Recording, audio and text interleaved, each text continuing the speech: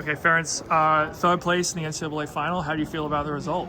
Pretty good, not gonna lie. Before the race, I came here and with like great purposes.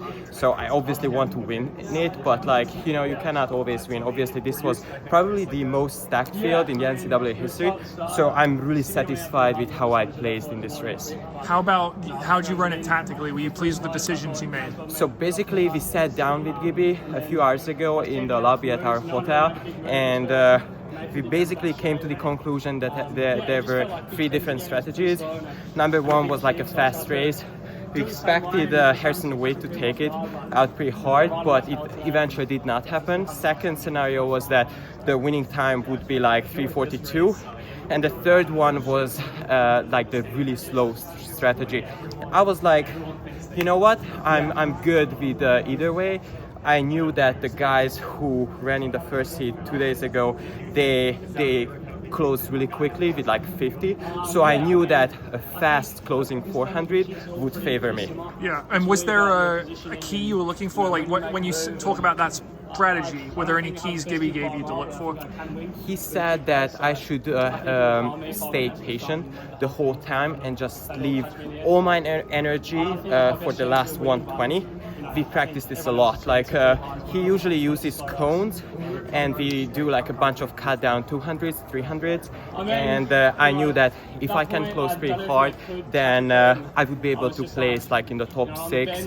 And fun fact, I rewatched the Paris 1500 meter final like 20 times this week. I was just focusing on Cole and how he increased his frequency. So that was definitely the purpose, the final goal for me. Yeah, because I think there are a number of people who might view it as a surprise that you got third, but it doesn't sound like a surprise to you. The thing is, I knew that I was not the favorite one here. Obviously, I'm pretty far behind the big dogs, so I came in with the underdog mentality. But I knew that, look, if I want to be honest with you, I think I could run like 3:35. But this is why I like the NCAA final. It's not about like fast PBs and like fancy schmancy PRs. It's about like the mental aspect. I knew that if I can execute this really well, I would be pretty good for the top 3. So, and this is exactly how it played out. Yeah. How did it feel? Oh, sorry. Go ahead. I was say, how did you navigate the traffic and avoid getting boxed in the last 120? I think for this year,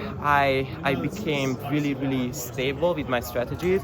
So we practiced this a lot with my training partners, Joe Ewing and Noah Ward.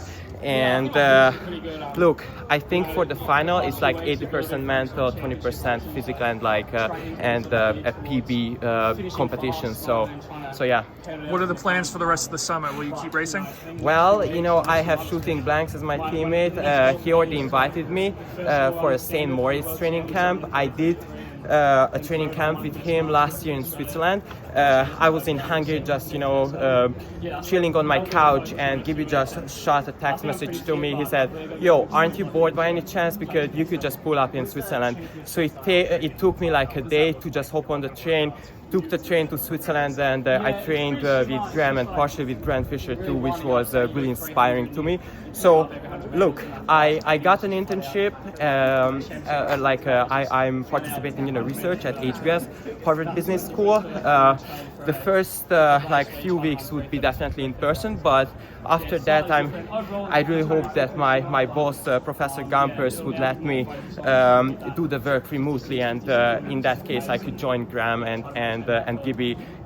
Because I think Tokyo is within reach. So, yeah. I mean, Gompers was a runner himself, right? So he's probably sympathetic, right? Fun fact, I think he had the world record, age group world record in the U18 or something. He did like 120 miles a week when he was a junior. I think he definitely got to the podium in the NCAA, and I think he was 4th at the US Olympic trials. So he almost made Team USA for the 1988 Olympic Games in the marathon. What's your reaction to Graham's time yesterday in Oslo? We have a saying in our team, and it's like, never bet against Graham Blanks. Look, he's not at altitude at all. So, sorry, just give me a sec. My mouth is pretty dry.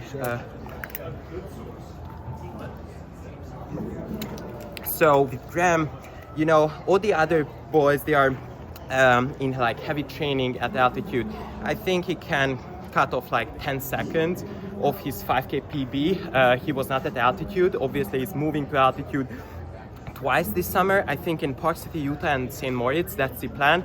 And he is right now the 3rd fastest American this year. So I think he definitely has a decent shot in the 10K, and the 5K will be quite a fierce fight. But hey, I have trust in him and in the work that we do with Gibby. So how proud are you?